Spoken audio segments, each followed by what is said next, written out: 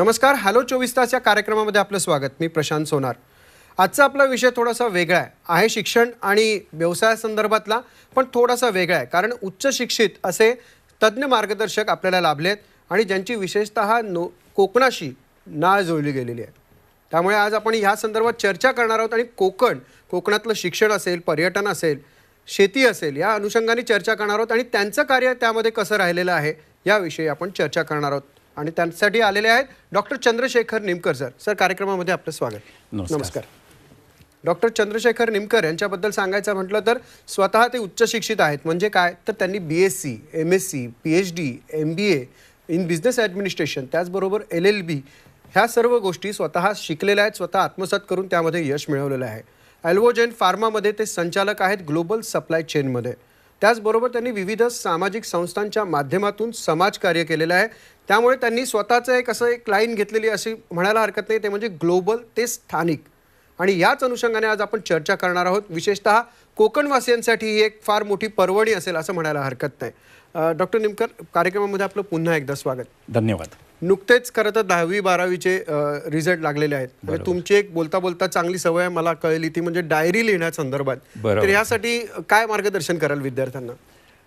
खरं सांगायचं तर 10वी-12वी नंतर सगळेच जण पहिल्यांदा विचार करतात की आपण टिपिकली सायन्स, कॉमर्स, आर्ट्स या 2-3 क्षेत्रांकडेच आपण जाऊ शकतो. परंतु जर जास्त विचार केला आपण तर या नेहमी माहीत असलेल्या क्षेत्रांपेक्षा आता भरपूर नवीन क्षेत्र आलेली आहेत. भरपूर नव्या क्षेत्रांच्या ऑपॉर्च्युनिटीज मुलांना उपलब्ध झाल्या आहेत. त्याचा मुलांनी खरं तर जास्तीत जास्त उपयोग करून घेतला पाहिजे. त्यात मला एक जी सवय मी स्वतः शिकलो, ज्याचा मला आयुष्यात आणि करिअरमध्ये जास्त उपयोग झाला, तो म्हणजे रोजची डायरी लिहिण्याचा. हे एक माझे ऑफिसमधले एक साहेब होते, त्यांच्याकडनं मी शिकलो. ते राहायचे स्वतः डोंबिवलीमध्ये आणि ते कामानिमित्त यायचे ठाण्यामध्ये. तर आदल्या दिवशी संध्याकाळी ते डोंबिवलीत पोचल्यापासून उद्या सकाळी ऑफिसला निघेपर्यंत जे काही वेळ असेल ते सकाळी ऑफिसला जाताना ट्रेनमध्ये सगळं लिहून काढायचे की मी संध्याकाळी 7 वाजता ऑफिसला पोचलो, 7 ते 7:30 मी TV बघितला, त्यानंतर घरच्यांबरोबर गप्पा मारल्या आणि जे काय असेल त्याप्रमाणे. आणि असे त्यांची प्रत्येक तासाचं ते लिहून काढायचे. त्याचप्रमाणे ऑफिसमधनं घरी जाताना ऑफिसमध्ये दिवसभर काय केलं ते सुद्धा ते लिहून काढायचे. दर आठवड्याला 7 दिवसांचं कंपाईल करायचे, महिन्याच्या अखेरीस 4 आठवड्यांचं कंपाईल करायचे आणि वर्षाच्या अखेरीस 12 महिन्यांचं कंपाईल करायचे. त्यामुळे त्यांना पूर्ण वर्षामध्ये आपण एवढे टक्के वेळ हा वाचनामध्ये घालवला, एवढे टक्के वेळ आपण गप्पांमध्ये घालवला, एवढे टक्के वेळ आपण करमणुकीवरती घालवला, या सगळ्यांचा हिशोब मिळायचा. आणि जेव्हा आपल्याला आपल्या वेळेचा हिशोब समजतो तेव्हा आपण आपली वेळ जास्तीत जास्त चांगल्या पद्धतीने कशी वापरू शकतो याचं आपल्याला ज्ञान होतं. त्यामुळे ही सवय जेव्हापासून मी अंगीकारली, त्याला आता जवळजवळ 25 वर्ष झाली. तर मी खरं सांगायला गेल्यात तर गेल्या 25 वर्षाचा माझा स्वतःच्या आयुष्यातल्या वेळेचा माझ्याकडे पूर्ण हिशोब उपलब्ध आहे. त्यामुळे मी इयर ऑन इयर त्याच्यामध्ये इम्प्रूव्हमेंट करत आलो आणि आज जो काही मी जिथे पोचलो आहे या सगळ्याचं श्रेय मी बऱ्यापैकी या माझ्या डायरी लिहिण्याच्या सवयीला देतो. म्हणून मी सगळ्या विद्यार्थ्यांना विनंती करीन की तुम्हीसुद्धा अशा पद्धतीने तुमच्या वेळेचा जर हिशोब ठेवलात तर तुम्ही तो जास्तीत जास्त चांगल्या पद्धतीने कसा वापरू शकाल आपला वेळ, हे तुम्ही ठरवा. विद्यार्थी मित्रांनो, डॉक्टर निमकरांनी खूप महत्त्वाचा सल्ला दिला. आज आपला विषय आहे तो म्हणजे ग्लोबल ते स्थानिक. हा जो विषय आहे आपला, त्या अनुषंगानेच आपण चर्चा करणार आहोत. विशेषतः ग्लोबल म्हटल्यानंतर ते स्वतः उच्च शिक्षित असल्यामुळे वेगवेगळ्या ठिकाणी गेले आहेत. परदेशी कंपन्यांमध्ये त्यांनी वेगवेगळ्या उद्यानांवरती कामं केलेली आहेत. पण तुम्ही एवढे उच्च शिक्षित असून सुद्धा कोकणाशी घट्ट पाय रोवून बसलेला आहात, काय कारण आहे? हे सगळ्यात लहानपणी माझा जन्म जरी टेक्निकली मुंबईत झाला असला तरीसुद्धा माझं सगळं बालपण हे कोकणात गेलेलं आहे. म्हणजे वर्षभरातले मला आठवतं त्याप्रमाणे मी कमीत कमी 6 महिने कोकणामध्ये असायचो. कारण माझे आजोबा जोपर्यंत होते तोपर्यंत आम्ही कुठलीही सुट्टी लागली तरीसुद्धा एक्झाम संपल्याच्या नेक्स्ट डे जायचो आणि शाळा सुरू व्हायच्या आदल्या दिवशी यायचो. त्यामुळे कोकणातले सगळे ऋतू बघितले आहेत, कोकणातले सगळे सण अनुभवले आहेत, कोकणातल्या सगळ्या गोष्टी मनमुराद आनंद घेतलेले आहेत. त्यामुळे लहानपणापासूनच कोकणाबद्दलचं प्रचंड प्रेम आहे. आणि त्यातनंच कुठेतरी या समाजसेवेच्या माझ्या कामाला एक डायरेक्शन मला मिळाली. ती म्हणजे काय व्हायचं की ते थोडंसं जरा मला मागे जायला लागेल हे सांगताना की 89 साली माझे आजोबा एक्सपायर झाले. तोपर्यंत मी कंटिन्युअस कोकणात जात होतो. परंतु 89 सालानंतर एक मोठी गॅप गेली जेव्हा मी कोकणात गेलो नाही. परंतु त्यावेळी माझं मुंबईतलं आणि इतर ठिकाणचं सामाजिक कार्य सुरूच होतं. पण कोकणामध्ये जे माझं घर होतं, आजोबांचं जे घर होतं ते निवेंडी गणपतीपुळेच्या जवळच आहे. त्याच्याकडे दुर्लक्षित झाल्यामुळे ते घर पूर्णपणे पडलं होतं आणि कोणीतरी गावच्याच एका माणसाने त्या पडलेल्या घराचा फोटो काढला आणि तो फेसबुकवरती पोस्ट केला की जे अख्खं जग बघू शकेल. आणि त्यात त्यांनी तसं बघायला गेलात तर सरकॅस्टिक लिहिलं होतं की तुम्ही जगाची एवढी 100 कामं करता पण स्वतःच्या घराकडे बघायला वेळ नाही. पण तो माझ्याकरता एकदम खूप मोठा ट्रिगर पॉईंट ठरला आणि त्यातनं मी ती टीका एकदम पॉझिटिव्हली घेतली आणि मग घरामध्ये पूर्णपणे लक्ष दिलं आणि पुढच्या 6 महिन्यात 8 महिन्यात नवीन घर बांधलं आणि तेव्हापासून कोकणात जाणं माझं पुन्हा एकदा रेग्युलर सुरू झालं. आता मी तिकडे एक शेतकरी पण आहे. तिकडे मी भाज्या म्हणा, भात म्हणा, केळी म्हणा अशी विविध उत्पादनं घेतो आणि जास्तीत जास्त गावाला राहण्याचा प्रयत्न करतो, कारण ते मी एन्जॉय पण करतो आणि मला आता रिअलाईज झालं आहे की तीच माझी खरी रूट्स आहेत. नक्कीच टीका सकारात्मक घेतल्याने हा तुमच्यामध्ये एक आमूलाग्र बदल झाला असं म्हणायला हरकत नाही. पण शेती आणि शेती संदर्भातल्या व्यवसायाबद्दल काय सांगाल? कोकणात सध्या त्याचं काय भवितव्य आहे? खरं बघायला गेलं तर शेती हे सर्वसाधारणपणे लोक असा विचार करतात की शेती म्हणजे मी फक्त आंब्याची झाडं लावली, वर्षातनं एकदा आंबे घेतले, त्यातनं उत्पन्न मिळालं आणि माझी शेती संपली. परंतु जर आपण फक्त तेवढंच गणित बांधलं तर ते कधीच फायद्याचं शेती होणार नाही.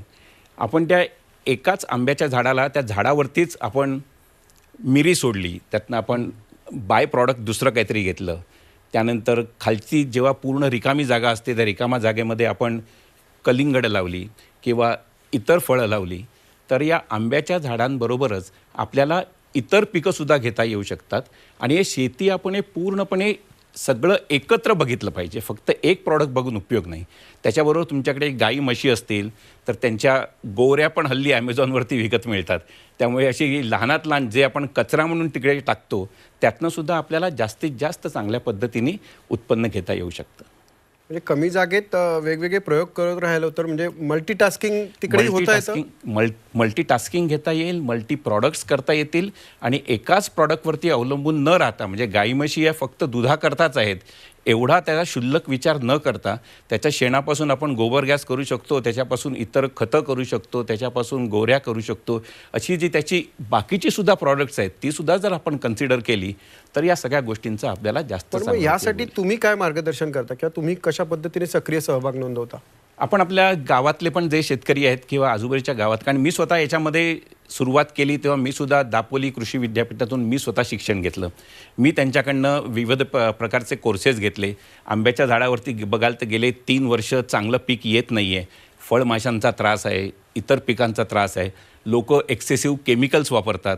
त्या एक्सेसिव्ह केमिकल्समुळे जास्तीत जास्त पिकांचं नुकसान होतं. त्यातनं मिळणाऱ्या प्रॉडक्ट्समुळे जे ती फळं कन्झ्युम करतायत त्यांनासुद्धा ते आरोग्याच्या दृष्टीने चांगलं नाही.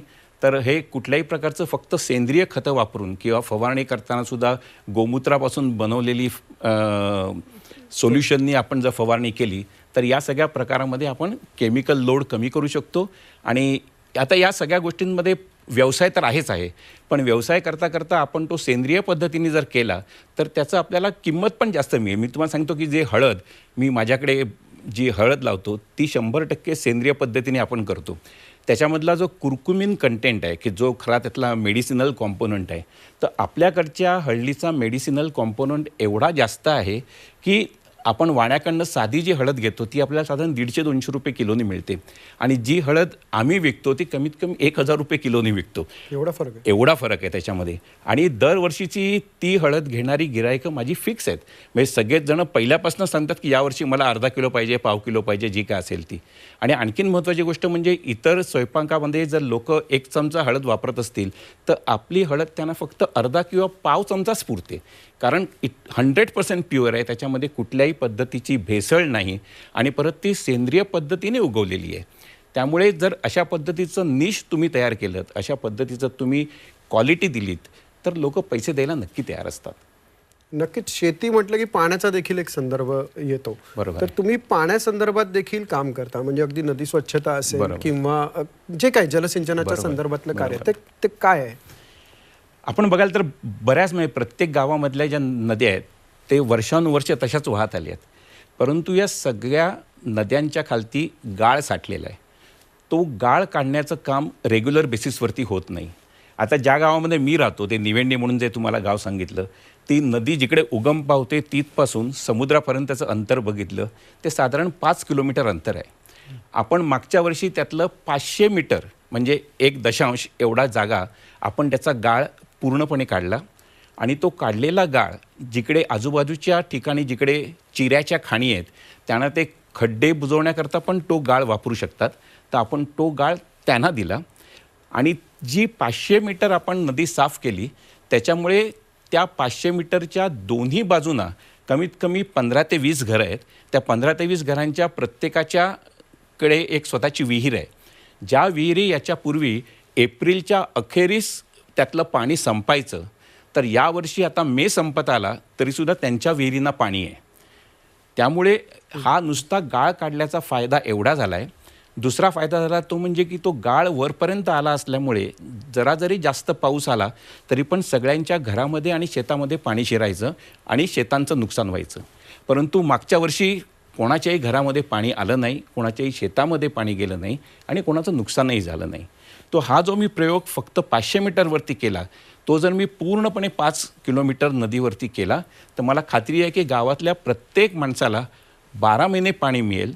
आणि काहीच दिवसामध्ये जी नदी आता आटते आहे मे महिन्यामध्ये, ती तुम्हाला बारमाही नदी मिळेल. एकदा बारमाही नदी झाली की नदीमधनं वाहतूक होऊ शकते, मुलं नदीमध्ये खेळायला जाऊ शकतात आणि पर्यटनाकरता पण त्याचा जास्त चांगला उपयोग होऊ शकतो. पण मग यासाठी तुम्हाला कोणत्या सक्रिय लोकांची गरज आहे? म्हणजे अगदी आपण आता चॅनलवरतीच बोलतो, तर तुम्ही काय आवाहन करू शकाल? आपण एक 2-3 प्रकारची आव्हानं करू शकतो. एकतर हे मी व्यक्तिगत लेवलला किंवा माझ्या आईच्या नावाची जी ट्रस्ट आहे त्याच्या अंडर मी हे काम करत होतो, किंवा रत्नागिरीमध्ये जी संस्था आहे एक जाणीव फाउंडेशन त्याच्याबरोबर हे मी काम केलं. परंतु शेवटी व्यक्तिगत किंवा संस्थेच्या मार्फत करताना त्याला एक मर्यादा येतात. तर हे जर आता मी बऱ्याचशा फार्मास्युटिकल कंपन्यांच्या कॉन्टॅक्टमध्ये असतो, जे माझं प्रोफेशन आहे, तर प्रत्येक कंपन्यांचा काहीतरी एक CSR असतो. तर मी बऱ्याचशा कंपन्यांना पण आवाहन केलेलं आहे आणि अजूनही करत आहे की त्यांनी त्यांचा CSR जर या कामाकरता डायव्हर्ट केला आणि अशी एक एक नदी जर आपण साफ करत आलो तर मला वाटतं की कोकण हे नक्कीच समृद्ध होईल. नक्कीच. कोकण म्हटलं की दुसरा एक मुद्दा येतो की पर्यटन. हो. पण पर्यटनाला चालना आहे का तिकडे, किंवा अंतर्गत व्यवस्था काय आहे की दुर्लक्ष होतंय? पर्यटनाला चालना आहे, हळूहळू पर्यटन वाढत सुद्धा आहे. परंतु नेहमीच कोकणाचं पर्यटन कंपेअर केलं जातं ते गोव्याबरोबर, कारण कोकणाचाच खालचा भाग म्हणजे गोवा. तर गोव्यामध्ये पर्यटन या लेवलपर्यंत आहे आणि कोकणामध्ये अजून त्या लेवलपर्यंत नाही. आता त्याची जर आपण अभ्यासच करायचा झाला तर त्यामध्ये बरीच कारणं दिसतात. सगळ्यात पहिलं कारण दिसतं ते म्हणजे इन्फ्रास्ट्रक्चर. आणि इन्फ्रास्ट्रक्चर आहे ते इन्फ्रास्ट्रक्चर असा एक माणूस चेंज करू शकत नाही आणि आपण नुसतं सरकारला पण त्याकरता जबाबदार धरणं योग्य होत नाही. परंतु आपण सगळ्यांनी एकत्र मिळून जर याच्यामध्ये काम केलं की ज्या लहान लहान गोष्टी असतात. आता आमच्या पण आमचं एक तिकडे रिसॉर्ट आहे ज्याचं नाव डॉक्टर निमकर्स कोकण नेस्ट म्हणून गणपतीपुळ्याला. तिकडेसुद्धा जे माणसं येतात आणि त्यांना आजूबाजूला जायचं असतं, तर तेव्हा आपण तिकडे गेल्यानंतर प्रत्येकाला मेन काय लागतं तर चांगलं टॉयलेट पाहिजे, क्लीन टॉयलेट पाहिजे आणि तिथे काहीतरी चहा कॉफी प्यायला एखाद दुसरं स्वच्छ असं उपाहारगृह पाहिजे. परंतु बऱ्याच ठिकाणी आपल्याला ते सुद्धा दिसत नाही. त्यामुळे या सगळ्यांची निर्मिती करणं सगळ्यात महत्त्वाचं म्हणजे टॉयलेट आणि एक छोटं स्वच्छ उपाहारगृह. मला असं वाटतं की आता इकडची जी जास्त जुनी देवळं आहेत ती बघण्यामध्ये बऱ्याच जणांना इंटरेस्ट असतो. बरीच लेणी आहेत ती बघण्याकरता लोकांना इंटरेस्ट असतो. ॲडव्हेंचर स्पोर्ट्स आहेत, पर्यटकांना त्याच्यामध्ये पण इंटरेस्ट असतो. पण तिथे प्रत्येकाला ते कुठेतरी एक शंका येते की माझी सुरक्षितता इथे धोक्यात येणार नाही ना. म्हणजे आत्ताच एक गणपतीपुळ्यामध्ये झिपलाईन सुरू झाली आहे. आता झिपलाईनवरती जाताना माझे पण खूप मित्र येतात आणि विचारतात हे झिपलाईन आम्ही बघतोय इकडे, पण ती सेफ आहे ना, जाऊ ना नक्की. आता ही जी लोकांना शंका येते, एकाला शंका येते, दोघांना शंका येते, मग त्याच्यामुळे पर्यटकांची थोडीशी पिछेहाट होते.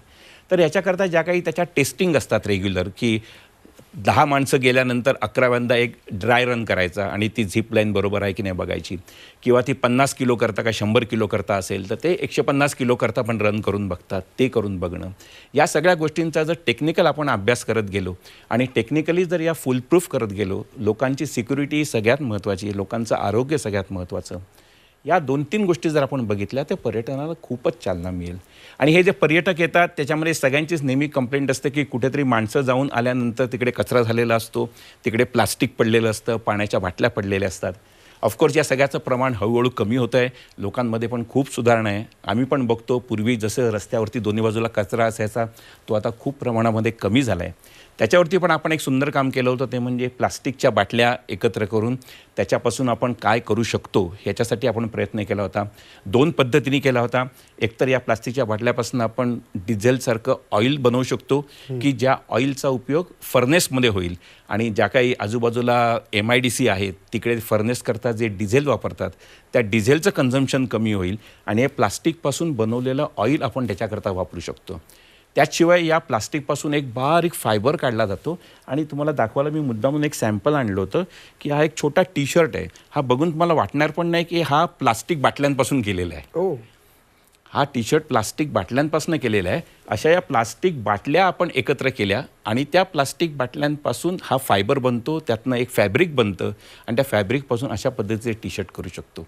आता हे टी-शर्ट म्हणजे टोटली रिसायकल मटेरियलपासून बनवलेलं आहे, त्यामुळे याची कॉस्ट वाईजसुद्धा कमी असेल आणि जे प्लास्टिक आजूबाजूला पसरतं आहे आणि जे जमिनीचं प्रदूषण होतं आहे त्यालासुद्धा आपण आळा घालू शकतो. नक्कीच डॉक्टर, नेमकं तुमच्याशी या विषयावर अजून चर्चा करायची आहे, पण वेळ झाली आता एका ब्रेकची. ब्रेकनंतर डॉक्टर चंद्रशेखर निमकरांसोबत आपण चर्चा करणार आहोत. त्यांचं शिक्षण आणि उद्योजकीय अनुभव पाहता कोकणच्या अनुषंगाने काय अजून करता येऊ शकेल याविषयी. पण तुर्तास एक ब्रेक.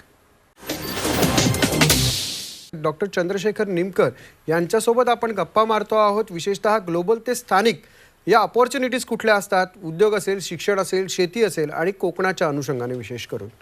डॉक्टर तुम्ही मगाशी म्हणाला होतात की पर्यटनासंदर्भात, तर पर्यटनासंदर्भात कोकणामध्ये गाईड वगैरे अशी व्यवस्था नाही आहे. बरोबर आहे, कारण मी माझ्या कामानिमित्त जे जगात 50 ठिकाणी फिरतो तर जगामधली विविध ठिकाणं कोकण कुठेच कमी नाही. कोकणामध्ये नैसर्गिक सौंदर्य प्रचंड आहे, त्याच्यामध्ये तरुणांना भरपूर ऑपॉर्च्युनिटीजसुद्धा आहेत, परंतु त्या ऑपॉर्च्युनिटीज अजूनही पाहिजे तेवढ्या प्रमाणामध्ये आपण घेत नाही आहोत. मला एक सगळ्यात मोठी लगेच ऑपॉर्च्युनिटी दिसते ती म्हणजे गाईड्स. जसे इतर आपण ठिकाणी गेलो तर प्रत्येक ठिकाणी तुम्हाला एक गाईड असतो, तर त्या ठिकाणाबद्दलची माहिती देतो, तुमच्या प्रश्नांची उत्तरं देतो. असे आपल्याला गाईड्सची कमतरता दिसते. तर हे एक प्रोफेशन म्हणून आजच्या कोकणातल्या यंग जनरेशननी घेतलं तर त्यांना भरपूर संधी उपलब्ध होऊ शकतात, कारण पर्यटनाची भरपूर ठिकाणं आहेतच. तर गाईड हा एक ऑपॉर्च्युनिटी दिसते मला. आणखीन विविध प्रकारचे शेतीवर अवलंबून जे उद्योग आहेत ते जर सुरू झाले आणि त्याच्याकरता मला स्वतःलासुद्धा काम करण्याची खूप इच्छा आहे आणि मी माझ्या परीने करतो पण आहे, परंतु हे वाढायला भरपूर स्कोप आहे आणि नवीन बिझनेस यायला स्कोप आहे. शेतीवरती अवलंबून प्रोसेस फूड या प्रकारामध्ये जर कोण आलं तर त्याच्याकरता प्रचंड ऑपॉर्च्युनिटीज आहेत आणि त्यामध्ये जरूर मला काम करण्याची इच्छा यासाठी आहे. तुम्हाला म्हणजे तुम्ही देखील मार्गदर्शन द्यायला इच्छुक मी मार्गदर्शन द्यायला सुद्धा तयार आहे, मार्गदर्शन द्यायला इच्छुक आहे.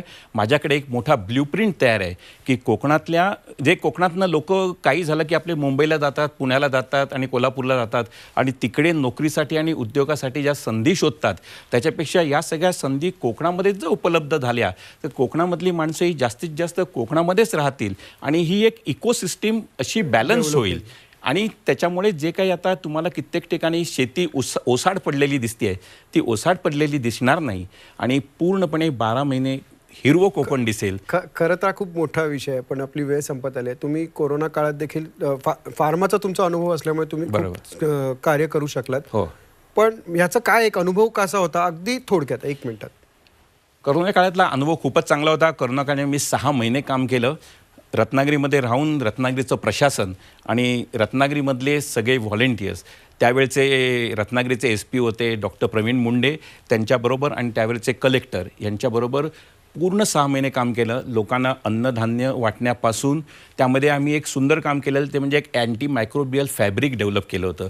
त्या अँटी मायक्रोबियल फॅब्रिकचे आपण मास्क केले होते आणि ते आपण पोलिसांमध्ये सगळ्यांना वाटले होते, जेलमध्ये वाटले होते, प्रत्येकाला वाटले होते की ज्याच्यावरती कुठल्याही प्रकारचा विषाणू आला की तो 30 सेकंदामध्ये डिस्ट्रॉय होतो. आणि ते मास्कचा खूप जणांना उपयोग झाला. रुग्णांची संख्या आटोक्यात येण्यासाठी त्याचा फायदा झाला.